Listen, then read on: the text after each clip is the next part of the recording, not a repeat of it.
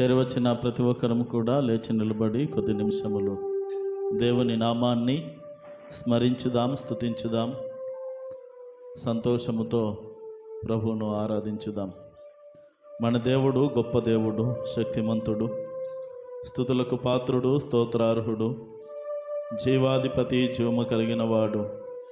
ఆయన నిన్న నేడు నిరంతరము ఏకరీతిగా ఉన్న దేవుడు, మారనివాడు, మార్పు చెందనివాడు, యుగ యుగములకు సజీవుడైన దేవుడు. అట్టి దేవుని సన్నిధానములో మనమందరము కూడా చేరి ఉన్నాం. ఆత్మతో సత్యముతో ఆ దైవనామాన్ని స్మరించుదాం, స్తుతించుదాం, ఆరాధించుదాం.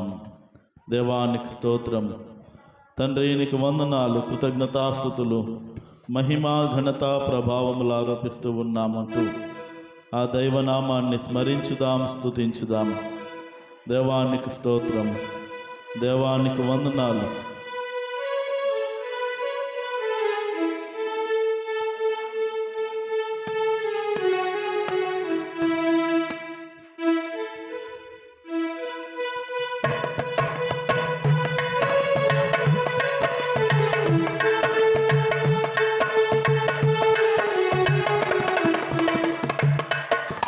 రాజాని సన్నిధిలోనే ఉంటానయ్యా, మనసారా ఆరాధిస్తూ బ్రతికేస్తానయ్యా.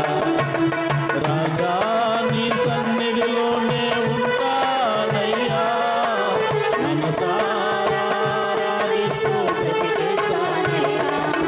నేనుండాలేనయ్యా, నీ బ్రతకాలేనయ్యా, నేనుండాలేనయ్యా, నీ బ్రతకాలేనయ్యా. నీవే లేకుండా నేనుండాలేనయ్యా, నీ తోడే లేకుండా నే బ్రతకాలేనయ్యా.